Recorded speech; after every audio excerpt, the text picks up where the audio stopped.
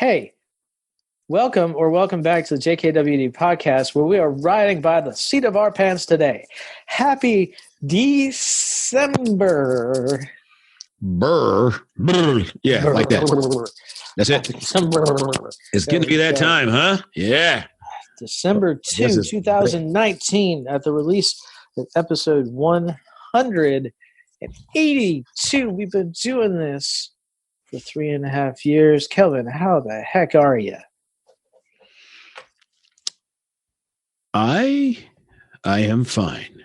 I am excellent, as a matter of fact. I'm having a really good day, and I have heat in my house. Oh, no, this is a continuation from the last podcast, and life is good. And we are recording. The mailman just delivered my new refills for my Franklin planner. Ooh. It's the next best thing to something else. I got them here. And I ordered them early so I didn't have to pay rush shipping to make out my task. Well, by the time you remember to take out the old pages and put the new ones in. Oh, that I do regularly. Okay. Whether I've used them or not. There you go. That's but what it happens. is, of course, your intention to fill up your planner this year because you got lots going on. I do have lots going on, and I've got a little coalition going on of friends and associates who have determined that 2020 will be the best year ever for us. Awesome. So we're looking forward to talking about that in just a couple of weeks because we always do our wrapping up in what's next episode. Yes, at the end of the year, and we are getting near the end of the year, which means it is cold outside, hence December. Yes. It's cold outside. You want yourself some soup, and why not use some kettle and fire bone broth as the base? You know what? This stuff is delicious. It is cooked low and slow for more than 10 hours.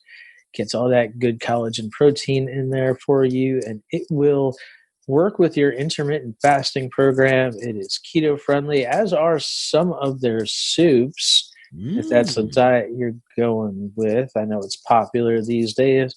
And our friends at Kettle and Fire want to give you 10% off your order. Go to kettleandfire.com. That's kettleandfire.com. Use code BetterHumanhood at checkout for 10% off. Music.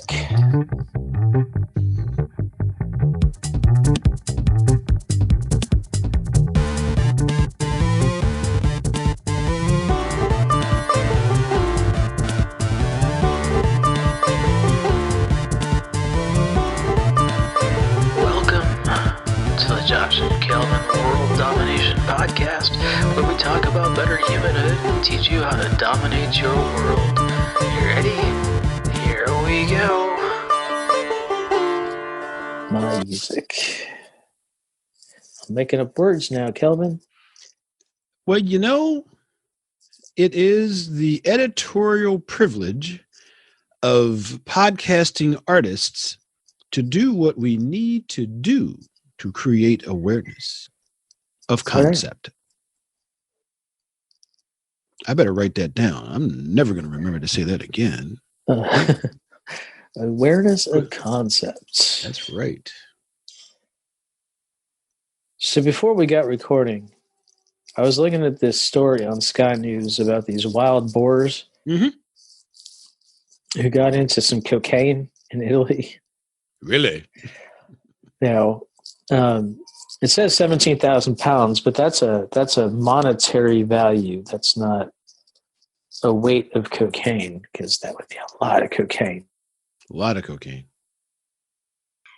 And I guess they needed a party. Here's the thing. I guess so. How long do you think a wild boar stays up on a couple of kilos of cocaine? I don't know. Those are probably not animals that needs a party anymore. They will eat anything and they will tear through stuff. That's probably true. Apparently this cocaine was buried in mason jars. So they dug up the mason jars and managed to either with their hooves or chew through the mason jars to get to the coke. So I'm trying to think of a thought process that would have an animal go into the ground, find mason jars, and have the wherewithal to know there's something in there worth eating. Well, that's all smell, right? Scary. That's all, hey, I can smell it and I want that. I will take your word for it, but I would think that being inside the mason jar would hide some of that. You would think. But I've never been not. Well, depends on who you ask, actually. Never mind. We won't call up your ex-girlfriends. Please don't. Please don't. Because one of them may decide to tell the truth or something, and I don't know what that's going to be from her standpoint.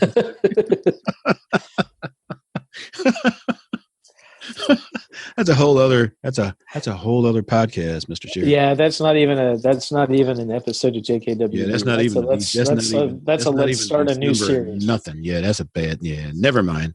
Oh, let's pretend we said none of that. It's gone.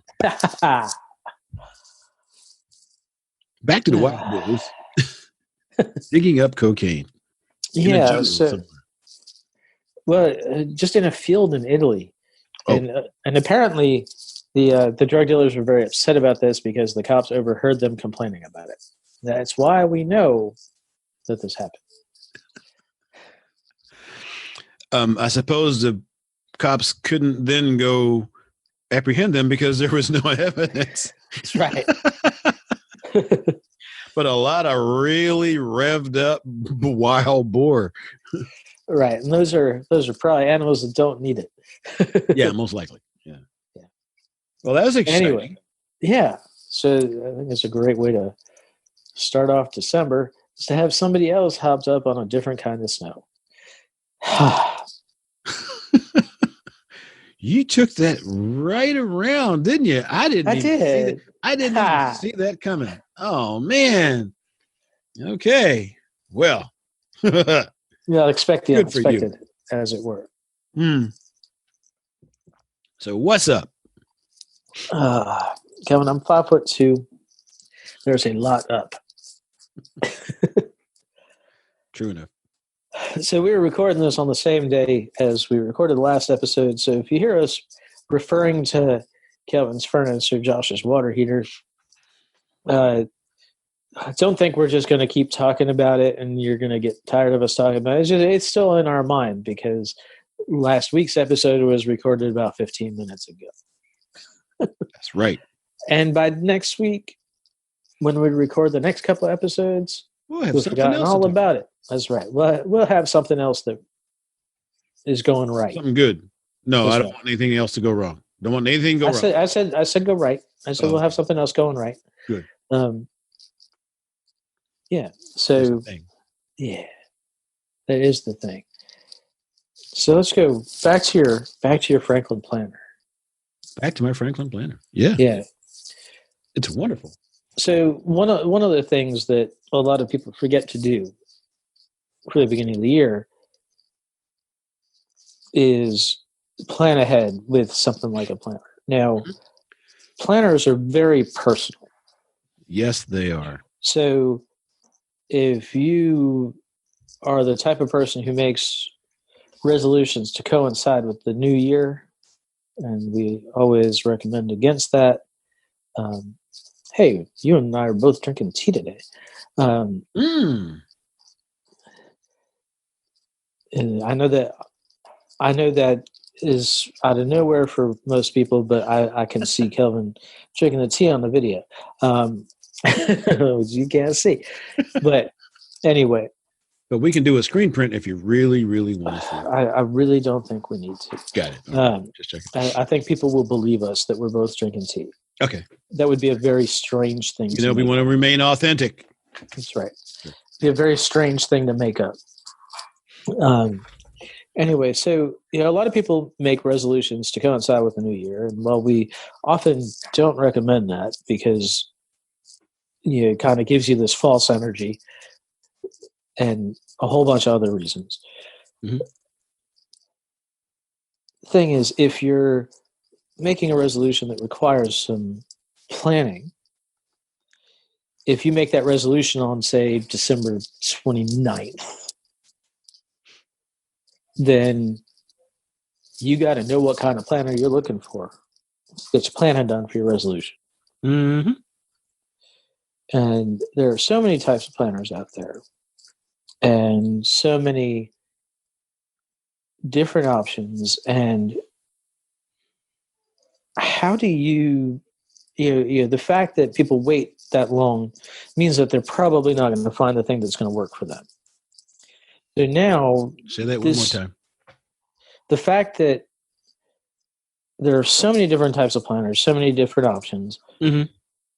Some of them you got to get online, some of you get in the store, some of them are refills, and some of them are at some stores and not at others.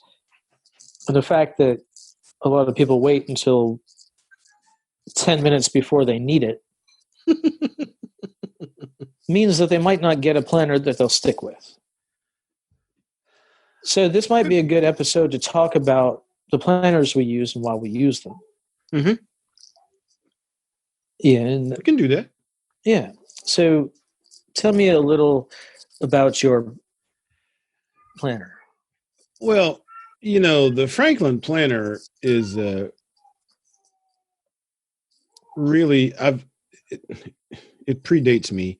It actually goes back to I started using it in, I think, 1988, 1989 when I was an Amway distributor. And it is basically a full service planner. It can eliminate a computer.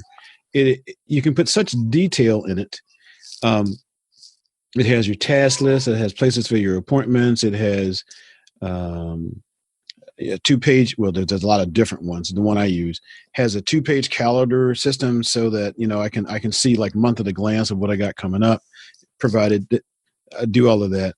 It actually has tutorials on how to create a mission. It has years of future planning, so I can actually go in the manual document and put what's going to happen in June of next year. But, that's just a thing to refer back to. And it comes with actually a whole system of studies that tells you how to use it. And you can keep all the information in it you need. And I like to do that, to go in daily, although I don't always do it daily, and just see what I've got left, what I got accomplished, kind of at a moment's glance.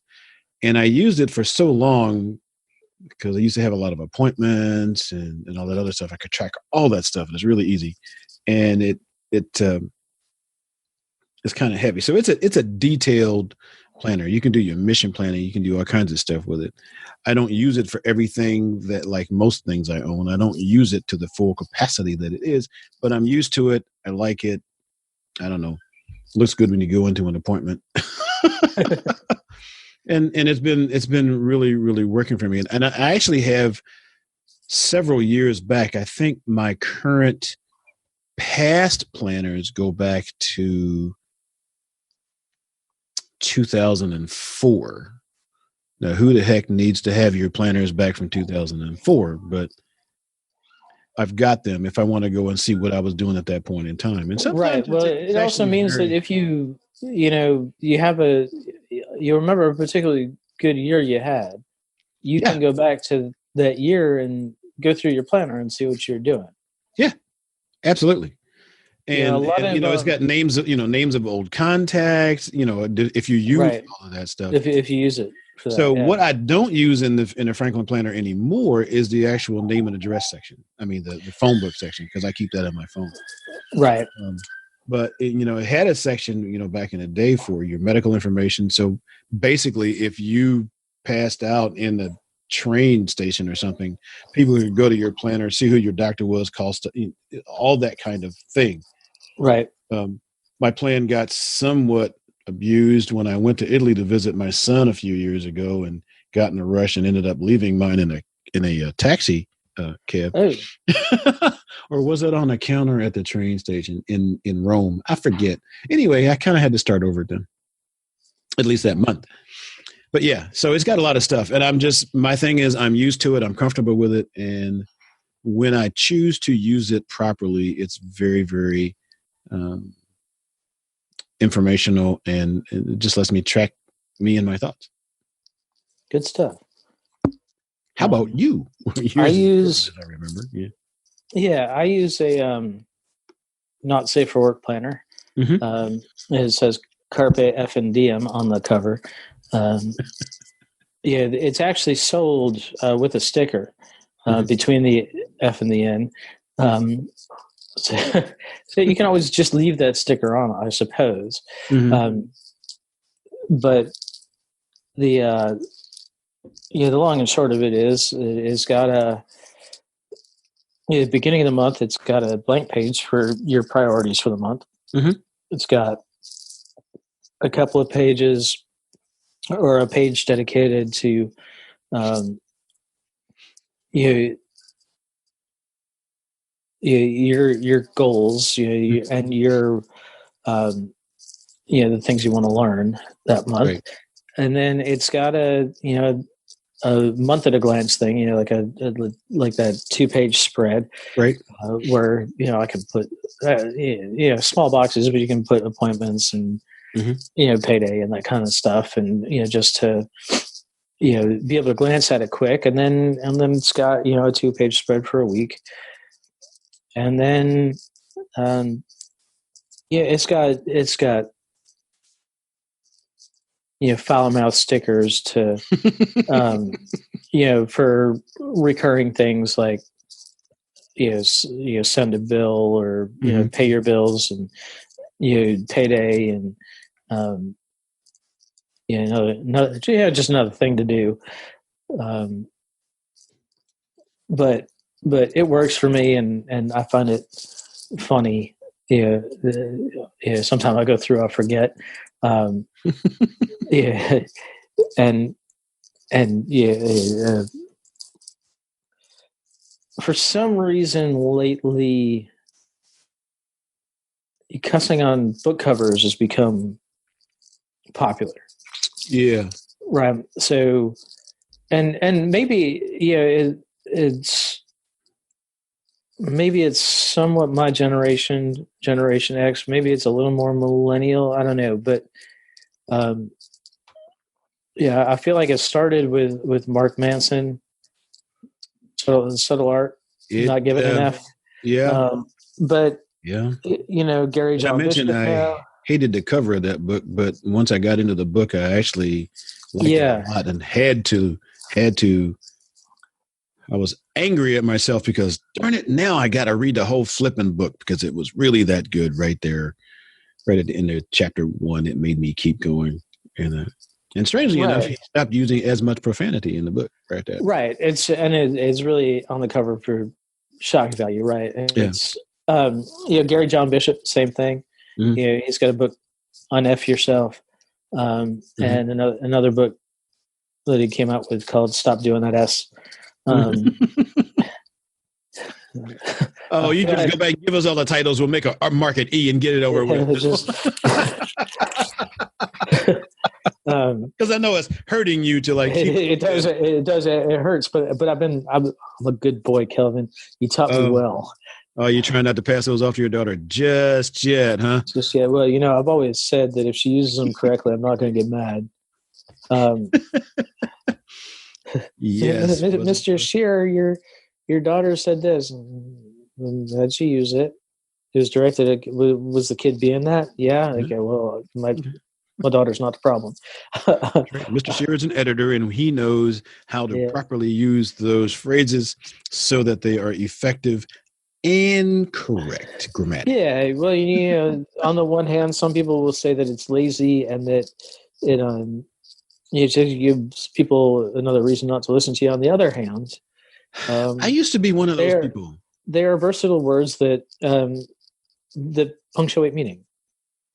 And I will tell you that there's a difference between a bad day, a very bad day, and an effing bad day. Yeah.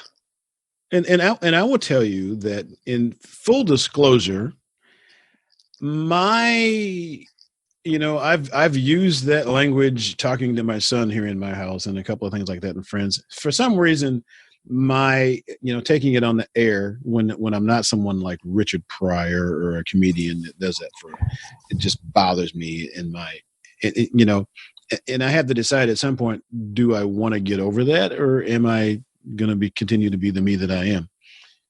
However, I've gotten a little bit more lenient. Tony Robbins hurt me really bad when he started, but I get over it because Tony Robbins he's one of my gurus.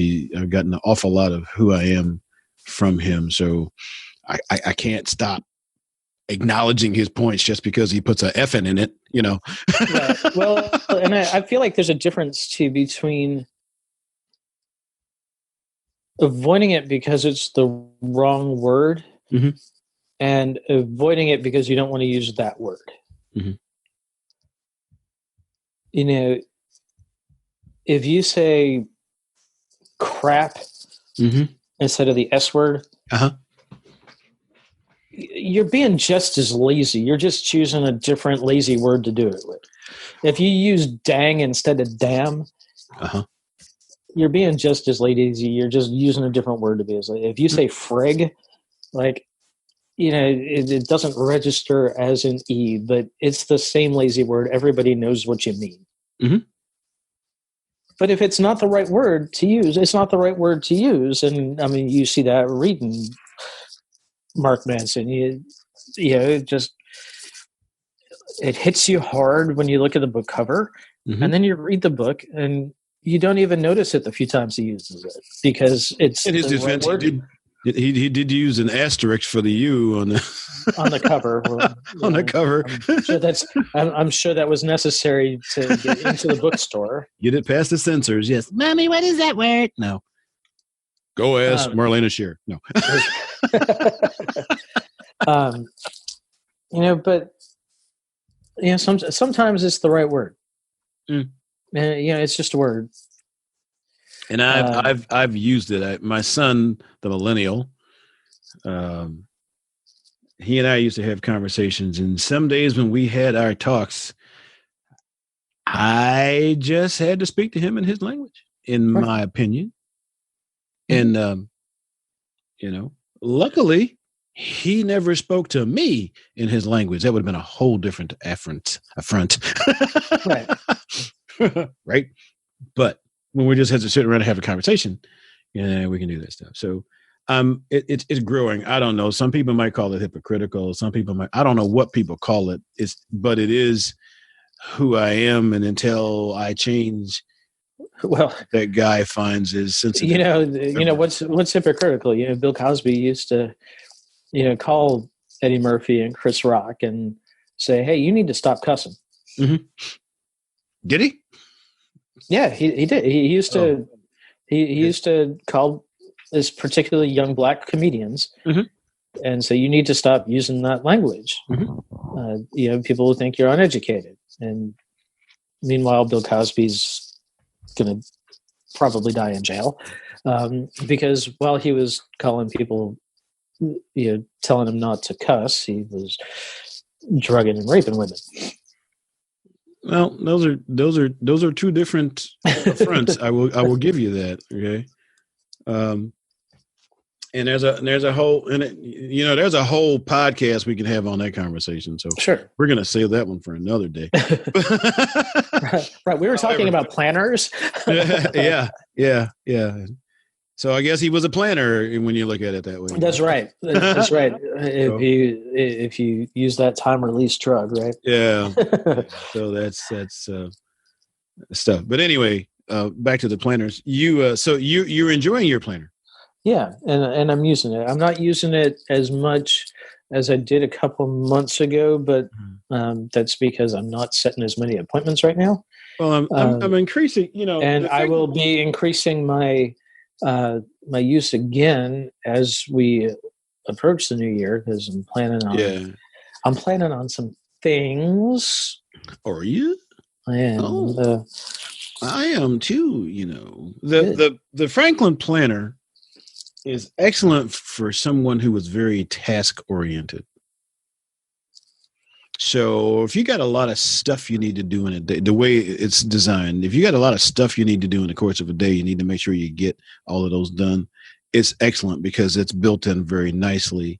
If you're more you're more conceptual, you have some defined things you need to do, but I don't know that you do a whole lot of individual Right. No, things. no. I tend to, put down the big picture, Yeah. and I don't tend to write out the details. Right. Right. So for me, when I got to make this phone call, this phone call, this phone call. So the way the plan is designed really is that this is for things that need to get done, and you can tell when you get them done. And right next to it is your appointment, where if it's something that really got to get done, then you make an appointment for it. So you got the appointment. Right. And it's not a check mark, but it's an appointment. And then page to the right where you can write down what the details of some of that stuff was. So when I was using it fully, oh man, I mean, I was getting stuff done. I had stuff to do. I had people to talk to. I knew when I talked to them, I knew what I could do in between appointments and stuff like that. And it was good. I don't know where that guy moved to. But some days I think he should come back and visit me, really, seriously. So anyway, it's kind of cool. And but you get stuff done. Yeah, you get stuff done. So it works. For each of us, it works. Right. Exactly. Which is how we started this conversation. Is there are so many different planners. People need a different thing for. Yeah. For One themselves. size does not fit all. Right. Exactly. And even Franklin recognizes that. So they, a few years back, they actually merged with the Stephen Covey organization. So it became a Franklin. Although Franklin had their planner, which was actually based on Benjamin Franklin's system. Right. And Stephen Covey had a whole different one, and they kind of merged those. And I believe you can still get the one that is strictly Covey and the one that is strictly strictly Franklin. But they've got enough variety out there that you can get just about anything that you want to. And but I tend to be a guy who sticks with what I get. So every year I order a Franklin planner, whether I use it or not. Right. Exactly. I order it, and it's still tax deductible as long as I use it. Something, So, but I enjoy it. So there you go. So that's planning. Planning and planners. Planning. So like the thing is, what are we gonna do with the planners? What are we gonna do with the plans we put in the planners? Well, the whole idea is that you get the planner to plan out your thing and then do it. So we'll talk. You and I will talk on this podcast in a couple of weeks specifically about what we're filling ours with for 2020. But in the meantime, I think it's important for anybody. Now that we're into December, it's important for anybody who's planning on doing something a little different for 2020 to get their planner now, to get their system down, instead of waiting until last minute and then buying the wrong planner and then feeling like they derailed themselves for a month while they try to find the right one. Yep. So anyway. So I can start. That's right. It'll be cool. Or I can continue in detail. Yeah, that's the way that goes. All right. So Kelvin, thank you for being here. Listeners, thank you for being here. As always, let the record show that Josh just waved to y'all, but you can't see it because we're on radio. Right. I waved to my mother walking by. She arrived while we were recording. Oh, hi, Mom. As always, jkwdpodcast.com for show notes, and you can leave us your thoughts should you so desire. I will shield Kelvin from any hurtful ones. So you're not going to hurt my feelings because I have the delete key. And there you go. That never happened. If you want If you want to save 10% on your order at Kettle and Fire, go to kettleandfire.com, use code BetterHumanhood at checkout, and we will see you next time. Bye-bye.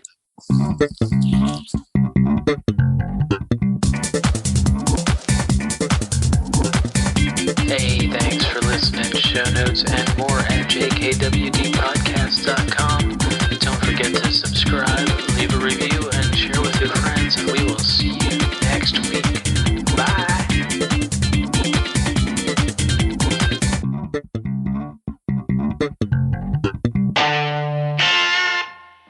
A Better Humanhood production.